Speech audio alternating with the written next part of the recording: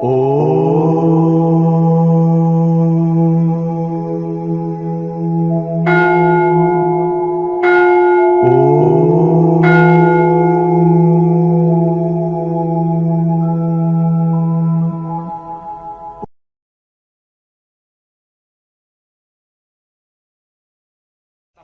ఎవరిని కించపడతారు. గొప్ప గొప్ప రుచులు ఉంటే వాళ్ళ గురించి పొగుడతారు, గొప్ప సంస్థలు ఉంటే పొగుడతారు.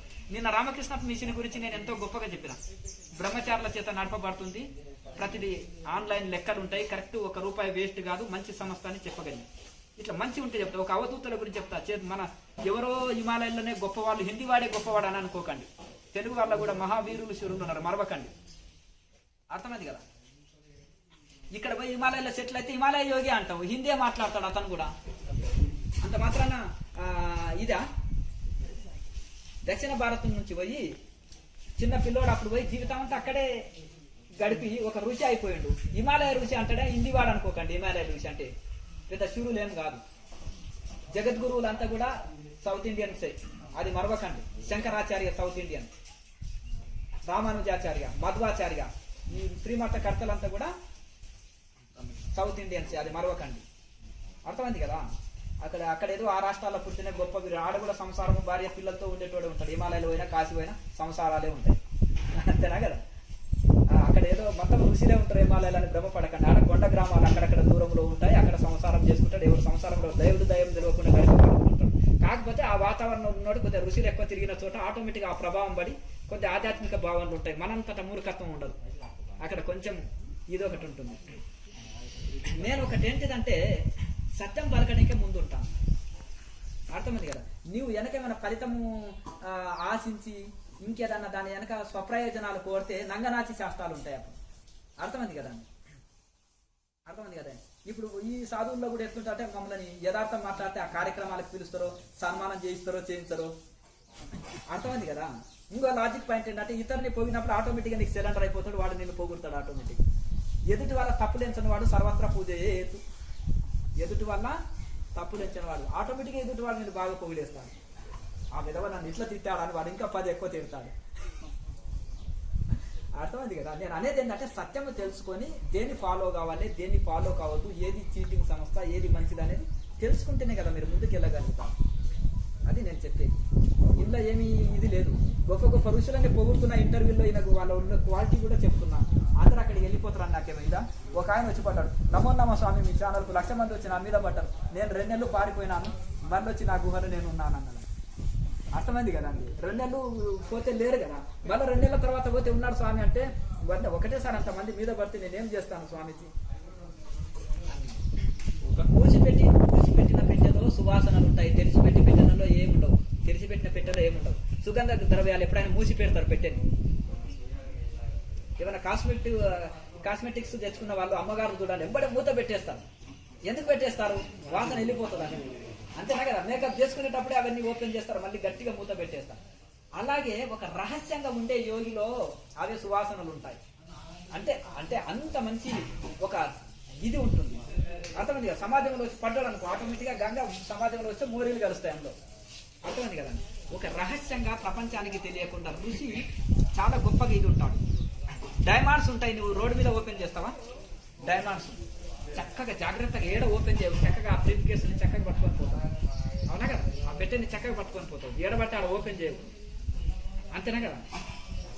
మామూలుగా ఇది కూరగాయల బస్తా అయితే ఏడబట్టి ఆడ ఓపెన్ చేసుకుంటూ పోతావు. అంతేనా కదా. నా కూరగాయలు నేను ఎవరు పట్టించుకోడు కనుక దీన్ని చాలా ఇది చేస్తాం. అందుకనే వాళ్ళంతా రహస్యంగా ఉంటారు. వాళ్ళకి 24 గంటలు అందులోనే సాధనలోనే వాళ్ళ జీవితం గడిపేస్తారు. చెప్పండి. నిరంతరం ఆత్మధ్యానం చేసుకుంటాం. ఆత్మధ్యానమే సత్యము, ఆత్మధ్యానమే ఇది ధ్యానించదగినది. 24 గంటలుండు, 10 గంటలుండు, 2 గంటలుండు, 1 గంట ఉండు. నీ ఓపిక, నీ శక్తి, నీ దాన్ని బట్టి. శరీరం చాలా వీక్ అయితే, వీక్ అంటే ఎనర్జీ బాగా పాస్ అవుతుంది. సరిగా ధ్యానం చేస్తారు. అప్పుడే నాకు ఒక్క నిమిషం ఆగండి. అప్పుడే నాకు కుండలి అది శ్వాస ఇరుక్కొని పోయింది స్వామి, వస్తలేదండి, తాళ్ళు పెట్టి గుంజాలంటావు. అప్పుడే నాకు నీరసంగా ఉన్నానండి అంటే నేను వాయు సాధన చేస్తాడు. వాయు సాధన చేసిన వాడు భీముని లాగా శక్తి కలిగి ఉంటాడు. వాయు సాధన చేసిన వాడు వాయుపుత్రుడు హనుమంతుడు లాగా వస్తాడు. ఆయన చూసిరా అన్నాడు. ఆయన సీతమ్మ తేడా జర చూసి అంటే ఆయన కాల్ చేసే వచ్చాడు లంకని. స్వామి ఏకంగా లంక కాలేదు ఇది కనిపిస్తుంది ఏమి నాయన అంటే చూసిరామంటే కాల్చే వచ్చాడు. మరి వాయు సాధన చేసిన వాడు అట్లుంటాడు. చెట్టుదే నాయన సంజీవుని చెట్టుదే అంటే గట్టును తెచ్చాడు. ఏమి నాయన గట్టును తెచ్చావు అంటే ఏమో స్వామి ఆ చెట్టు నాకు తెలియదు. Time waste. ఇక్కడ లక్ష్మణుడు ప్రాణాపాయంలో ఉన్నాడు. నువ్వు చెట్టు అంటే నేను వెతుకుంటా చేయడం ఉండాలి, అది నేను గుర్తుపట్టలేను. నువ్వు టక్కున అది ఏదో ఉంటుంది అది గుర్తుపట్టి తీసుకుంటావు. మరి నాకు ఏదో ఆపదల గట్టునే లేపుకొని వచ్చేసిన అర్థమైందా. ఓ లింగాన్ని పట్టుకురావంటే కైలాసానికి పోయి శివలింగాన్ని డైరెక్ట్ శివునితో తీసుకొని వస్తాడు. అట్లా వాయు సాధన చేసిన వాడు చూసిరామంటే కాల్చేస్తాడు. మలయాళ స్వామి అంటాడు 1000 కోతులకైనా అంటే ఇప్పుడు అది ఇది కాదు. అయితే ఇక్కడ మనిషి వాయు సాధన కరెక్ట్ చేస్తలేవు. నువ్వు నీరసంగా ఇది అది ఉన్నామంటే వాయు సాధన కరెక్ట్ కుదురుతలేదని. మరి నేను మీకు ఇరుక్కున్నది శ్వాస గ్యాస్ అని చెప్పిన ఒప్పుకుంటావా? ఇప్పుడైనా నువ్వు వాయు సాధన చేస్తే నీ శరీరం అంతా ఎనర్జెటిక్ గా ఉంటుంది. 2 రోజులు తిండి పెట్టకుండా నువ్వు చక్కగా నీ యొక్క లో బీపీ రాదు, నీ ఒక ఇది కాదు. ఒక ఆయనని తీసుకొచ్చారు. ఆయన 10 లక్షలు తీసుకుంటాడంట యోగా క్లాస్కి ఒకటి. ఒక పెద్ద కార్యక్రమంలో 1/2 గంట సేపు ఉపన్యాసం వేస్తే 10 సార్లు వాటర్ తాగాడు. ఎప్పుడు? జనవరి అంటే చలి, విపరీతమైన చలిలో సాయంకాలం పూట చల్ల గాలి వస్తుంది. ఎంత 6-7 గంటలకు ఎంత విపరీతమైన చలి వస్తుంది. ముసలి వాళ్ళు అయితే కనీసం అది మంచి బెడ్ షీట్ కప్పుకొని ఉండలేరు. అటువంటిలో ఆ వాటర్ బాటిల్ ఒకటే దిప్పి తాగుతున్నాడు. ఏమి 10 సార్లకు 1/2 గంట స్పీచ్ లో 20 నిమిషాల స్పీచ్ లో 10 సార్లు వాటర్ తీసుకోవాల్సిన అవసరం ఉంది. ఒక యోగి 10 గంటలు ఉపన్యాసం ఇస్తే వాటర్ బాటిల్ పక్కకు అవసరం ఉండదు. అర్థమైంది కదా. ఫారిన్ స్టూడెంట్స్ హంగామాతో వచ్చేసాడు. 2 హెలికాప్టర్లు ఉన్నాయంట. అర్థమైంది కదా. శరీరం చూస్తే కింటనాలో లేవడలేదు, కూర్చోలేడు. మళ్ళీ ఆయనకు ఒక జలస్తంభన విద్యనంట. అది అందులో ఒక గ్లాస్ రూమ్ నిర్మించుకున్నాడు. అంతా సంసారం చేస్తున్నాడు. గ్లాస్ రూమ్ నిర్మించుకుని ఎవరు ఉండలేరు. క్లాస్ రూమ్ లో పోయి అందులో బాత్రూమ్ ఉండే, టాయిలెట్ ఉండే, కాళ్ళు బిస్కెట్ వాళ్ళు ఉండే, తినబెట్టేటోళ్ళు ఉండే, అన్ని రకాలుగా ఉండే. వీళ్ళంతా ఇప్పుడు మన కర్మ యోగులు వీళ్ళు. అర్థమైంది కదండి.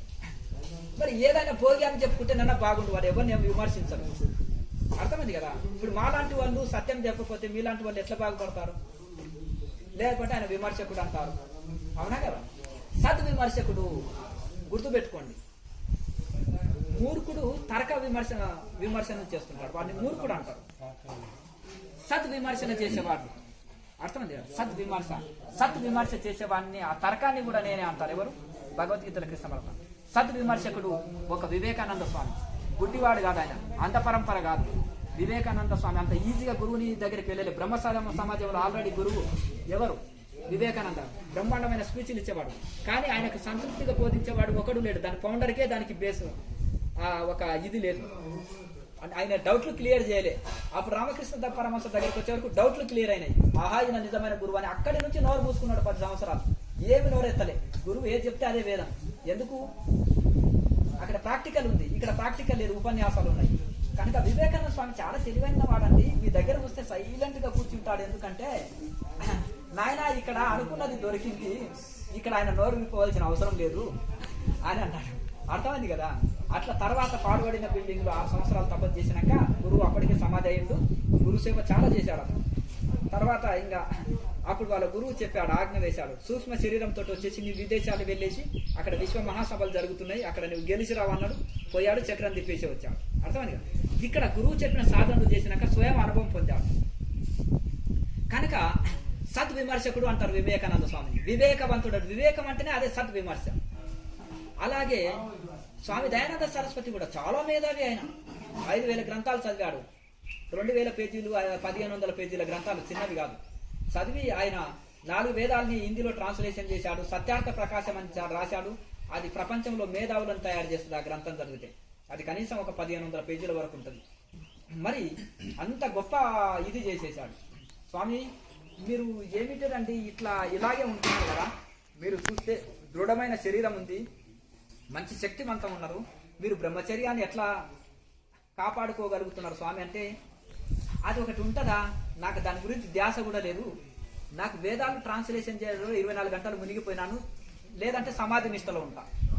ఆయన ఒకసారి ఏం చేసేస్తారంటే కొంతమంది ముస్లిమ్స్ తీసుకొని వెళ్ళి వేద ప్రచారం చేస్తుంటే చేసేవాడు నది ఒడ్డున ధ్యానం చేస్తుంటే ఆయనని తీసుకొని వెళ్ళి ఇంత రాళ్ళు కట్టి నదిలో పడేస్తారు. వాళ్ళ చేతులు అట్లే పట్టుకుంటారు, లోపల అట్లే పట్టుకుంటాడు బిగ్గరగా. ఈయన జలస్తంభనం వచ్చు, కానీ వాళ్ళు బిలబిలలాడిపోయి ఒక్క నిమిషానికే బిలబిలలాడి పాదాలు బిగ్గర పట్టుకుంటారు. పట్టుకునే వరకు వీరికి చనిపోతే మళ్ళీ ఆ పాపం నాలుగు చుట్టుకుంటారు అని చేతులు వదిలిపెడితే బయటకు వస్తారు. ఇక ఈయన గంట అయినా రాలే కదా, ఈయన చనిపోయింది అనుకున్నాడు. మళ్ళా నెల రోజుల తర్వాత ఒక దగ్గర వేదాన్ని చెబుతూ ఉంటే ఏమి ఇది ఎంత ఆశ్చర్య దయ్యమై వచ్చింది, అరే సైతానే సైతానే అని, అరే అరే బాగోరే బాగోరే అని పారిపోతున్నారు. అర్థమైంది కదా, వీడు చనిపోయాడు దయ్యమై వచ్చాడు అని అని అనుకుంటే ఆటోమేటిక్గా అది మరి ఆయన నెల రోజులు సమాధి స్థితిలో ఉన్నాడు, నీళ్ళ అడుగు భాగంలో. మరి అట్లా ఎందుకంటే ఎప్పుడు వాళ్ళు ఒక మంచి దైవ కార్యంలో ఒక లోక సేవలో కలిగి ఉంటారు, లేదంటే సాధనలో నిమగ్నమై ఉంటారు. దీనితో వాళ్ళ జీవితం వాళ్ళకు ఒక లైఫ్ ఉంది అనేది కూడా మర్చిపోతారు. అర్థమైంది కదా, అట్లా ఈ పరిస్థితిలో ఇది ఉంటుంది. కనుక వీళ్ళంతా కూడా ప్రపంచ మేధావులు, సద్విమర్శకుడు. రామకృష్ణ పరమహంస గుడ్డివాడు కాదండి. ఏమయ్యా నువ్వు ఇట్లా ఉంటున్నావు, ఈ నరాల వీక్నెస్, నువ్వు పడిపోతున్నావు అని కొంతమంది విమర్శిస్తుంటే మంచి మంచి ఆ కాలంలో ఉండే గొప్ప యోగులని, మంచి మంచి పండితులని, ఉపనిషత్తులు అంతా అధ్యయనం చేసిన మహామహా వాళ్ళని తీసుకొచ్చి దాని అనుభూతులని ట్యాలీ చేసి చెప్పించుకొని ఆయన అందరు మిగతా వాళ్ళ డౌట్ నోరు మూయించాడు రామకృష్ణ పరమహంస. తోతాపురికి ఎందుకు సైలెంట్ అయ్యాడు? అక్కడ ప్రాక్టికల్ యోగి ఆయన. నూలు పోగు లేకుండా చలికాలంలో కూడా గంగలో చన్నీటి స్నానం చేయగలుగుతాడు. నూలు పోగు లేకుండా కూడా ఆయన చక్కగా అక్కడ ఒంటి మీద చిన్న వస్త్రం కూడా లేకుండా దిగంబర్ నాగబాబా ఆయన. చాలా భారీ శరీరము, నేలలు తాకే జడలతోటి. ఇప్పుడు కూడా రామకృష్ణ మిషన్ లో ప్రతి దగ్గర తోతాపురి ఫోటోలు ఉంటాయి. కలకత్తల బోండి ఎక్కడ పోయినా కానీ ఆయన ప్రకటించారు, వాళ్ళు ఒప్పుకున్నారు. ఇప్పటి కూడా వాళ్ళ రామకృష్ణ కథామృతంలో కూడా వారి ఫోటోలు వేస్తారు. రామకృష్ణ పరమహంస గురువు అని ప్రకటించారు ఆయన. తోతాపురి దిగంబర్ నాగబాబా జీవనాకాడ అర్థమైంది, అట్లా నాగసాధువులు అంటారు కదా అక్కడ. అయితే ఆయనతోటి ఈయనకి ఇప్పుడు అంత కష్టపడి కూడా సమాధిలోకి చేరుకోకపోతున్నాడు. గురువు ఒక టెక్నిక్ వాడాడు, సంకల్పం వినియోగించాడు, దాన్ని ఒక టెక్నిక్ చెప్పాడు. ఆ టెక్నిక్ ని ఆయన వినియోగించుకున్నాడు. నేను 40 సంవత్సరాలు పట్టింది సమాధి స్థితి అందుకోనికి, నీకు 4 రోజులు పట్టింది నాయన, నీ జన్మ ధన్యం అంటే 4 రోజులు ఏం పట్టలే. అవతల 12 సంవత్సరాలు ఉంది అతనికి. అర్థమైంది కదా, 12 సంవత్సరాలు సాధన ఉంది అంతవరకు. అర్థమైంది కదా, 12 సంవత్సరాల సాధన ఉంది అతనికి. దానికి ఇది తోడై కనుక ఈ విధంగా చాలా. కానీ సత్యాత్మలు ఒప్పుకోరు. లేని ప్రచారం చేస్తే, లేని మహిమలు చెప్పుకుంటే ఉన్నాయి ఊడిపోతాయి, రానున్నాయి రావంటాడు మలయాళ స్వామి. అర్థమైంది కదా. కనుక ఆయన కొటేషన్స్ ఎంత అద్భుతంగా ఉంటాయి. ఆయన పీజీ పిహెచ్డీ చదవలేదు, గురుకులంలో 3 ఏళ్ళు చదివారు, తర్వాత వెళ్ళాడు తపస్సు చేశారు. చదువుల మెరుమల్ల చదివితే తండ్రి అంత మాలిగా అయిపోతాయి వాళ్ళు. కనుక ఆ విధంగా లేని చెప్పుకుంటే రుచులు ఒప్పుకోరు వాళ్ళు. అర్థమైంది, చివాట్లు పెట్టేస్తారు. అది గురువు లక్షణం. చివాట్లు పెట్టే తన చివాట్లు పెడతాడు, పొగిడే తన పొగుడతాడు. ఇది గురువు. ఎప్పుడు పొగిడేవాడు వాడు ఒక మూర్ఖ గురువు. ఎందుకంటే వాడు మన ఫండ్ డొనేషన్స్ కోసం, వాడి సంఖ్యను పెంచుకోనికి, వాడి పావులాక వాడుకోనికి, వాడి ప్రచారం చేయించుకోవడానికి. గుర్తుపెట్టుకోండి, ఎప్పుడు తిట్టేవాడు వాడు ఒక పెద్ద మూర్ఖుడు. అర్థమైంది కదా, వాడు ఓర్వలేని వాడు. కానీ మంచి చేసినప్పుడు మంచి, చెడు చేసినప్పుడు చెడు అంటేనే బాగుంటుంది. నిద్రపోతున్నాడు, ఆహా వెరీ గుడ్ వెరీ గుడ్ చప్పట్లు కొట్టండి. సమాధిలో ఉన్నామంటే కళ వచ్చింది అనుకో, గురువారా కళ కాదని ఆయన అది హాస్టల్ ట్రావెలింగ్ చేసి వచ్చినాం అనుకో, ఎందుకు ఫండ్స్ కోసం డొనేషన్. వాడు ఏం చేస్తాడు, పెద్దగా ధ్యాన మందిరం కడతాడు, ప్రచారం చేస్తాడు, ఫండ్స్ ఇస్తాడు, మా గురువు గారు గొప్ప అండి అంటాడు. శిష్యుని గురువు ఎందుకు పొగుడుతున్నాడు అంటే గురువుని పొగుడాలని. ఇది ఒక లాజిక్ పాయింట్ గుర్తుపెట్టి, ఈ లాజిక్ తెలుసుకోలేక మీరు కొట్టుకొని పోతున్నారు. అర్థమైంది కదా. ఇది అట్లా సద్విమర్శన చేయాలి గురువుగా. రాంగ్ చెప్పాలి, రైట్ చెప్తే శిష్యుడు బాగుపడతాడు. వాడు వేరే చేస్తాను చేస్తుంటే పిల్లవాడిని ఇంకా పొగిడిననుకో, కోతిని లాలిస్తే ఉంటుంది, లాలించిన కోతి ఇంకా ఏం చేస్తారు. అట్లా వాళ్ళు ఏం చేస్తారంటే ఇష్టం వచ్చినట్టు వాళ్ళ జీవితాన్ని ఫాయిదం చేసుకుంటారు. శిష్యుడు కూడా చెడిపోయి జీవితాన్ని ఫాయిదం చేసుకుంటారు. కనుక ఆ శిష్యుల్లో ఉన్న తెలివివంతుల ముందు మనీ చేయాలన్నమాట. నాయన ఇది చాలా ఉత్తముడి, మంచి ధ్యానం చేస్తున్నాం, చాలా మంచిది నాయన, కానీ నిద్రలోకి వెళ్ళకుండా చూసుకో నాయన, ఇది ఇట్లా కాదని చెప్పాలి. అంటే గురువు నిద్రపోతున్నాడేమో దాన్ని గట్టిపరుస్తున్నాడు అంతే. మరి గురువు కరెక్ట్ ధ్యానం చేస్తే అంత చెప్పడు ఏ గురువు ఒప్పుకుంటా. అదే మలయాళ స్వామి మీద పూలు పోస్తే ఒప్పుకున్నాడా? అది త్రిమూర్తులు పోసేది ఫోటో ఒప్పుకున్నాడు ఆయన. ఆ చిన్న తప్పు శిష్యుడు చేసినా ఒప్పుకోలేకపోయాడు. అర్థమైంది కదా. అట్లా ఇప్పుడు వీళ్ళు ఏం చేసేస్తారంటే ఆయన దగ్గర చేసి పెట్టే సీఎం అయింది, ఇలా పిఎం అయింది, వీళ్ళంతా ప్రచారం చేసుకొని ఇట్లే ఇప్పుడు సంస్థల్ని ఇట్లా చేసుకోవడం, అంత మిస్గైడ్ ఇచ్చి జనాల్ని పిచ్చోడం చేయడం. కనుక ఒక గురువు అంత ఈజీగా ఒప్పుకోరండి. ఒక రమణ మహర్షి కానీ, ఒక రామకృష్ణ పరమహంస కానీ, ఒక ఇది కానీ వీళ్ళంతా వాళ్ళు ఒప్పుకోరు. అర్థమైంది. వాళ్ళు ఏదైనా ఆత్మ పరిశీలన చేసుకునే వాళ్ళు. కనుక ఎవరో పొగిడితే మీరు పొంగిపోరు, ఎవరో తెగితే మీరు కుంగిపోరు. అనవసరంగా మనం పొగిడినంత మాత్రాన అతను గొప్పవాడైపోరు. ఒక ఋషిని ఎవరైనా దూషించినా అంత మాత్రాన ఆయనదేమి తగ్గదు. అర్థమైంది కదా. అట్లా అది గుర్తుపెట్టుకోండి. ఒక యోగి విశ్వాసం నిలిచినంత మాత్రాన సమాధిలోకి వెళ్ళిపోతుంది. అది తీగలు ఉత్తమ స్థితి అంటే నిమిషానికి ఒక ప్రాణాయామం చేయడం ఉత్తమ ప్రాణాయామం. నిమిషానికి ఒక శ్వాసక్రియ చేయగలిగితే అది ఉత్తమ ప్రాణాయామం.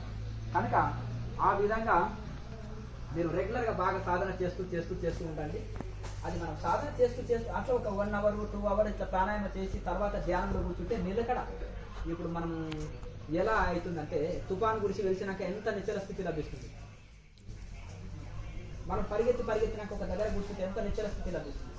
ఆ నిశ్చల స్థితి అంత మాత్రాన అది ఏదో ఇది కాదు, అది సమాధికి చేరుస్తుంది మనకి.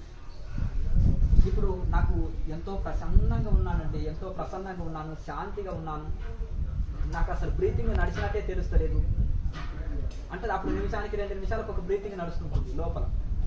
అది కూడా చాలా చిన్నగా ఇక్కడ దూది పెట్టినా కదలదు, చాలా లోపలనే నడుస్తున్నంత ఫీలింగ్ ఉంటుంది. బ్రీతింగ్ టోటల్గా ఆగిపోయిన ఫీలింగ్ మనకు కలుగుతుంది. అలా రెగ్యులర్గా చేయగా చేస్తూ ఉండగా అది కూడా ఫైనల్ స్టేజ్ కాదు. అది అసలు మనము ఈ శరీరము ఇంద్రియాలు అంతా లయం అయిపోయి అసలు ఈ శరీరం ఒకటి ఉన్నదనేది కూడా ఇది ఉండదు. అది అంతా టోటల్గా రాదు. అంటే మళ్ళీ నిద్రలో కూడా నీకు అది శరీరం నాకు ధ్యాస లేదు అని అంటే అది వేరే, అది తమోగుణం.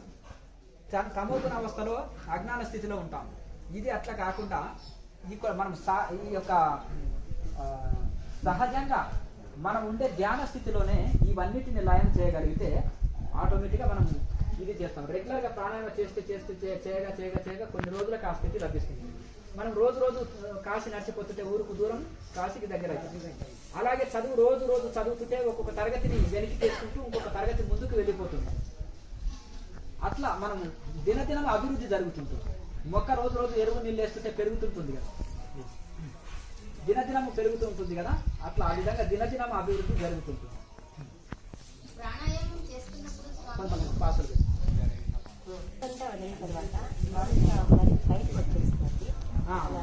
అయితే కొత్తగా సాధన చేసే వాళ్ళు ఏమవుతుందంటే నాలుక ఫోల్డ్ చేస్తాం.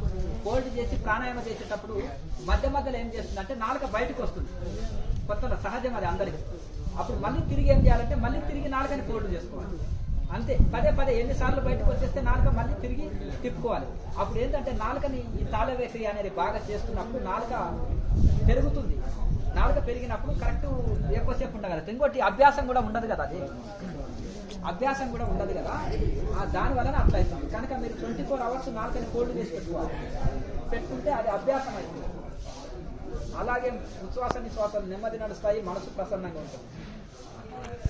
కేచరికి అభ్యాసం అవుతుంది. అలాగే ఇప్పుడు మనం నాలుక మడుచుకున్నది కూడా ఎవరికి తెలియదు. వీళ్ళు ప్రసన్నంగా ఉన్నారు అన్నట్టుగా అనుకుంటారు, చాలా శాంతంగా ప్రశాంతంగా ఉన్నారు అన్నట్టే అనుకుంటారు తప్ప ఏదన్నా భోజనం చేసేటప్పుడు మాట్లాడేటప్పుడే నాలుకకు పని. దాన్ని ఫోల్డ్ చేసి మిగతాప్పుడు ఎల్లవేళలా ఫోల్డ్ చేసుకొని ఉంచవచ్చు. ఈ తాళవేక్రియని చక్కగా చేయండి, చెట్టుని చక్కగా చేయండి. తర్వాత సాధనలో మాత్రము తప్పకుండా నాలుకని ఫోల్డ్ చేసే ఉంచాలి. ఏమైనా లాలా జలం వచ్చినా మిగివేయండి. మామూలు జలం కంటే కేచర్లో ఉండే వచ్చిన జలం చాలా శ్రేష్టం, శరీరానికి చాలా మేలు, ఆకలి దప్పులు కంట్రోల్ చేస్తుంది, చాలా అన్ని విధాల శరీరానికి చాలా శ్రేష్టం. కేచర్లో నిజంగా ఉంటే ఆ అమృతం వస్తే గుండె జబ్బులే రావు, శరీరంలో ఫ్యాట్ని కరిగించేస్తుంది. అది అంత శక్తి. జంతువులు కేవలం నాలుకతో నాకేసే గాయాలని మాన్పించుకుంటాయి. అర్థమైంది. ఉప్పు కారం తినకుండా రాపుడు తీసుకునే వాళ్ళకి ఏమైనా గాయాలైతే వాళ్ళ లాలాజలాన్ని తీసి ఆ గాయం మీద పెడితే తగ్గుతుంది. కంటి అంటే కంట్లో ఆపరేషన్ కూడా అవసరం లేదు. రోజు ఎవరైతే రాపుడే తీసుకుంటారో వాళ్ళ లాలాజలం తీసి కంటికి కాటుకలాగా పెట్టుకుంటే కంటి ఆపరేషన్ కూడా అవసరం ఉండదు మనిషికి. ఇంకా మీరైనా సరే లేవంగానే వచ్చి ఆ లాలాజలము కంటికి ఇలా పెట్టుకున్నారనుకో, కంటి చూపు తగ్గిన వాళ్ళు చాలా రిజల్ట్ ఉంటుంది, అంత బాగా పనిచేస్తుంది. అందుకనే ఈ యొక్క నాలుకని ఎల్లవెల్లలా కోల్డ్ ఉంచుకోవాలి. భోజనం చేసినాక ఒక మంచి శుద్ధమైన అరటి పండు లాంటివి తింటే నోరు టేస్ట్ వస్తుంది. ఉప్పు కారం కొంచెం తగ్గించాలి. నాలుక పోల్డ్ చేస్తే ఇక ఇబ్బంది కాదు. అల్లము బాగా వేసుకోండి. శరీరము మంచి అంటే జీర్ణశక్తి బాగా పెరుగుతుంది. అది తగ్గించినప్పుడు మనకు నాలుకని పోల్డ్ చేసుకున్నా మండినట్టు కారంగా అనిపించదు. నాలుక ఆ యొక్క కాలేబేకరీ సెట్ చేసినా కానీ ఏ ఇబ్బంది ఉండదు. మూలబంధం చేసినప్పుడు పైపాదం మడిమ సెంటర్లో పెట్టాలి, సైడ్కి పెట్టాలి, గాలిపోతుంది. అంటే ఇప్పుడు మెల్లమెల్లగా అభ్యాసం చేసుకుంటూ ఇవ్వాలి. యాక్చువల్గా కరెక్ట్ పర్ఫెక్ట్ సిద్ధాసనం అంటే సిద్ధాసనంలో ఆటోమేటిక్గా మూలబంధనం సపరేట్ చేయవలసిన అవసరం లేదు. మూలబంధనం చేసే సిద్ధాసనం అంటేనే మూలబంధనం జరుగుతుంది. మూలబంధనం అంటేనే సిద్ధాసనం. అయితే రెండు రకాలుగా చెప్తాను. ఈ ఎడమ మడమని తీసుకొని వచ్చేసి ఈ యొక్క మలద్వారాన్ని లాక్ చేసి వేసినప్పుడు దాన్ని మూలబంధనం అంటారు. మూలబంధనం అంటే మూలం అంటే మూలాధారం దగ్గర ఉండేది మూలబంధనం అంటారు. అక్కడ అది లాక్ పడిపోతుంది. ఈ కుడి మడమని తీసుకొచ్చేసి యూరినల్ని లాక్ చేసేస్తుంది. సెంటర్లో లాక్ చేసి వేసినప్పుడు చక్కగా ఈ రెండు బంధనాలు సిద్ధాసనంలో రెండు బంధనాలు జరుగుతాయి. మూలబంధనము ఈ యొక్క మూలబంధనం అంటే ఈ రెండింటిని మూలబంధనం కిందికే తీసుకుంటారు. అట్లా అనమాట. ఒకటి మలద్వారం మూత్రద్వారాన్ని రెండు లాక్ చేసి వేస్తున్నారు. ఈ యొక్క ఎడమ మడమ చేతనేమో మలద్వారాన్ని లాక్, కుడి మడమ చేత ఆ మడమని నొక్కి పట్టించడమే అనేది ఈ యొక్క మూత్రద్వారాన్ని. ఈ రెండు ఈ యొక్క సిద్ధాసనంలో లాక్ పడిపోతాయి. ఇక మిగతా ఇవి మొత్తం 9 ద్వారాలు కదా, మిగతా 6 ద్వారాలు మిగతా 7 ద్వారాలని ఈ చేతి వేల ద్వారా మనం లాక్ చేసేస్తున్నాం. దీన్నే నవరంధ్రాలని లాక్ చేయడం అంటారు. దీనివల్ల ఈ ముద్రని దీన్ని హఠయోగంలో వచ్చేసేమో షణ్ముఖి ముద్ర అంటారు. హిందీ వాళ్ళు నవముఖి ముద్ర అంటారు.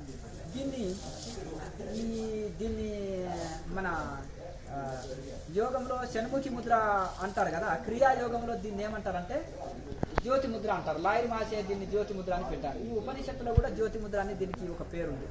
అట్లా దాన్ని బట్టి రెగ్యులర్ గా చేస్తూ ఉంటే సరిపోతుంది. అంటే ఇప్పుడు ఈ పాదాలని ఎంత ఇదిగా ఉంటే కూడా అంత మంచి ఉంటుంది. ఎంత ఇది కూర్చుంటే ఫ్రీగా కూర్చోగలుగుతాం. ఇప్పుడు ఇట్లా ఎక్కువసేపు కూర్చుంటే ఒక బ్యాలెన్స్ గా వచ్చేస్తుంది. చూడండి, త్రికోణం వచ్చేస్తుంది. అర్థమైంది కదా. చాలా మంది కొంతమంది ఏదో పిరమిడ్ టోపీలు ఇవన్నీ పెట్టుకుంటారు. కరెక్ట్ పద్మాసనంలో కూర్చుంటే ఇదే పిరమిడ్ కోణం వచ్చేస్తుందా? అర్థమైంది కదా. ఇట్లా వస్తుంది కదా. చాలా మంది దివ్యశక్తి ప్రయాణించి వస్తుంది అంటున్నారు. మూలాధారం నుంచి పైకి వచ్చేస్తుంది. అగ్ని ఎట్లా మండుతుంది?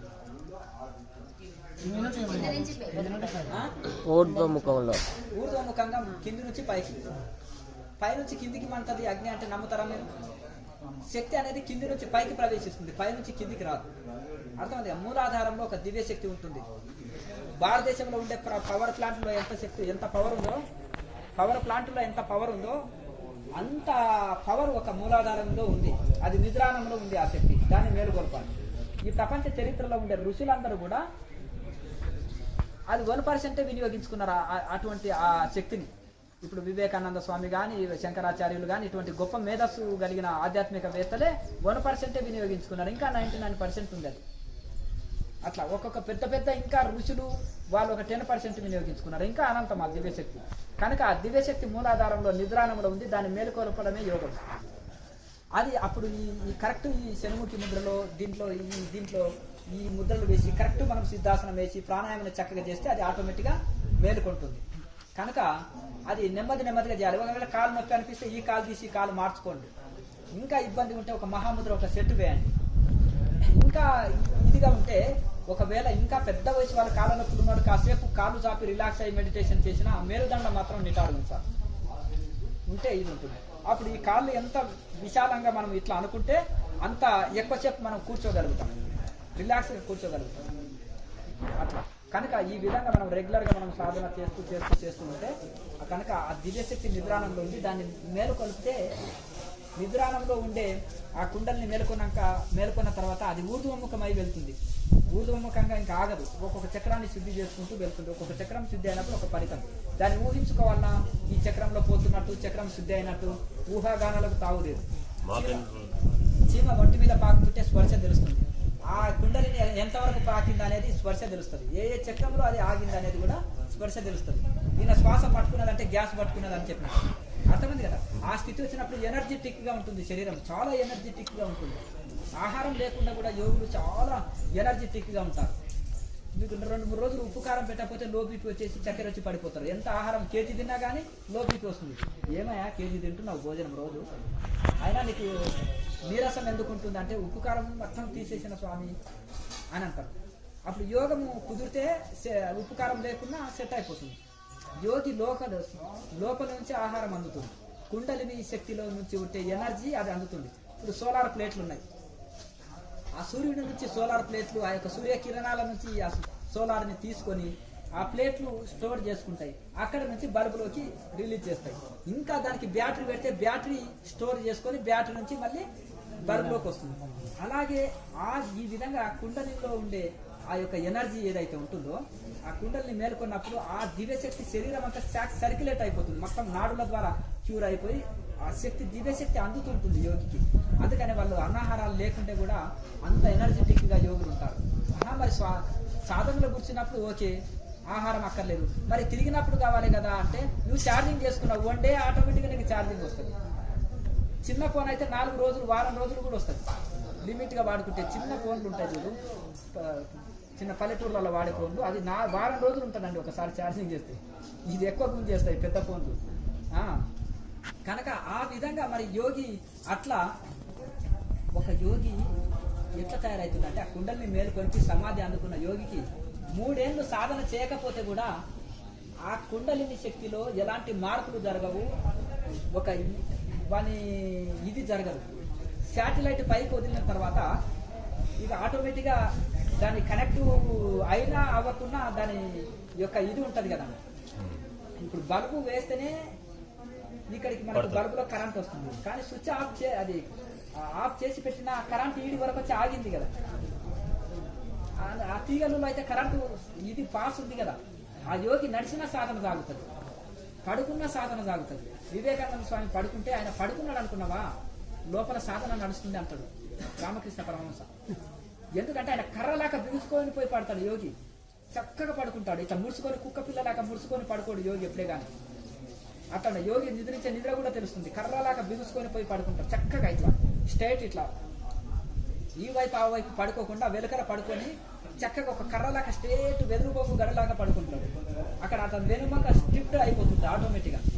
ఇప్పుడు సైకిల్ ట్యూబ్లోకి గాలి కొడితే లూజ్ ఉందంటే ఉండదు, అది స్ట్రైట్ అయిపోతుంది. అట్లా మేరుదండం అంతా ప్రాణశక్తితోటి నిండి ఉండి చాలా స్ట్రిక్ట్ గా ఉండిపోతాడు అది చక్కగా. చాలా ధ్యానంలో ఉన్నాడు సమాధిలో ఉన్నాడు అని వంగి కూర్చుంటే అంటారు. నీవు తెలిసి తెలియకుండా వంగి కూర్చున్నా అందులో ఎక్కడైతే శ్వాస మేరుదండంలో ప్రవేశించినప్పుడు స్ట్రైట్ గా బిగుసుకొని పోయి రాడులాగా అయిపోతాడు మన చక్కగా మేరుదండం అయిపోతుంది ఆటోమేటిక్గా. ఎట్లా అంటే ఈ సైకిల్ ట్యూబ్లోకి ఫుల్ గాలి కొట్టినాను అంటున్నాడు. ఏమయ్యా గాలి, అందులో గాలి లేదు అసలు, గాలి ఉంటే ఇది ఉంటుందా అంటాం కదా. గాలి కొట్టినప్పుడు అది స్ట్రిక్ట్ అయిపోతుంది కదా. పుట్టి అది ఏం గాలి లేదు దాన్ని ఇందులో ఫుల్ గాలి ఉంది అని అంటే ఎవరు అంటారు, చిన్నపిల్లలు అంటారు, తెలిసిన వాళ్ళు అన్నారు. కనుక ఆ విధంగా దివ్యశక్తితోటి నిండిపోతుంటుంది.